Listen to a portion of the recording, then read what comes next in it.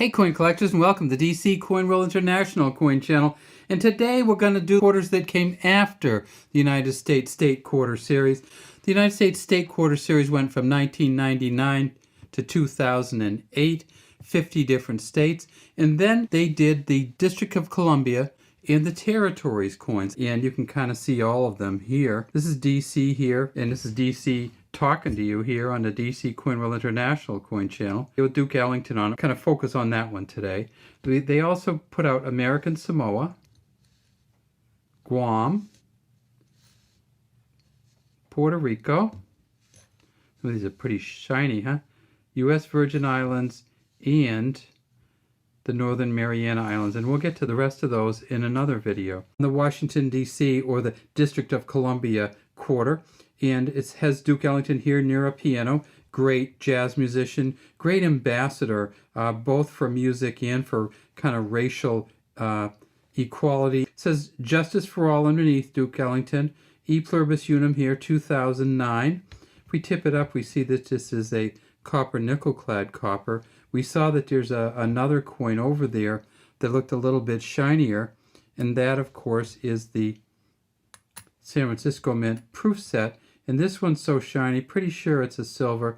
Yeah, and that's a silver mint set. So in 2010, they had a silver mint set that had all the quarters, so you could just get a quarter set, or you could get the whole silver mint set with all of the coins, or you could get a uncirculated mint set with the clad coins like this one. And you can tell this is an uncirculated mint set because it has the satin finish on it, which is different than the regular finish of a coin such as this one.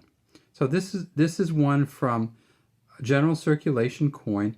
No satin finish on this, and you can really tell the difference. When they started doing the satin finishes on these coins, I think in 2005 or so, they created a new category. So now we have the uncirculated and uncirculated mint sets.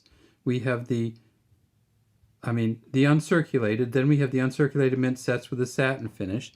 Then we have the Philadelphia, the Denver, we have the San Francisco coins with the clad finish that just have the copper nickel cladding. And we have the San Francisco coins with the silver, 90% silver. So the satin finish brought out a new category in these coins. If we tip this up, we see that this is still the double signature. And we have both William Cousins and John Flanagan. John Flanagan, the original engraver of this coin in 1932. William Cousins came around and gave it some updates as we got into the State Quarter Series. And William Cousins' signature stays on these through all of the District of Columbia and the Territories coins also. So how many did they make of these? Well, they didn't make that many. They're not hugely expensive, but they only made of the Philadelphia Mint about 83.6 million. Why did they only make 83.6? Well, because they also made 50 million of the Puerto Ricos and 45 million of the Guams and 42 million of the American Samoas and 41 million of the U.S. Virgin Islands and 35 million of the Northern Mariana. So they made a lot of coins at Philly that year, a lot of quarters, but they split them up among 6 different coins. It's George Washington. It says United States of America at the top, Liberty under his chin, and God we trust behind him. P here in quarter dollar. When we flip it over, we see, of course, Duke Ellington.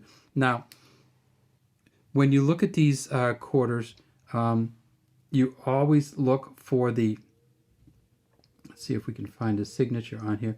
And there's a signature right there on this quarter. And that's Don Eberhardt, the DE right there. And that's Duke Ellington there. And you can see the piano keys, and it says Duke Ellington in the back of the piano coming up. Wearing a nice kind of suit there. If you get a chance, listen to some Duke Ellington, some great kind of jazz, old style, well, not the new jazz, let's just put it that way. Some great big band kind of jazz music. All right, well, they also made these at the Denver Mint, and at the Denver Mint they made 88 million. At the San Francisco Mint, clad coins, the clad San Franciscos, they made 2.13 million. And at the San Francisco Mint, for the silver coins, they made 996,000, or almost a million. These coins at proof 65, because these are going to be proof coins worth eight or more dollars.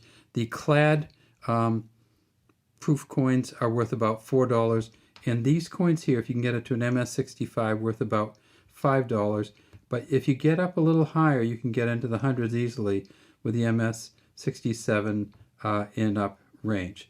All right, well, that's all we have today from DC Coin World International Coin Channel. We'd love to have you subscribe to our channel and leave any comments you have in the comments section.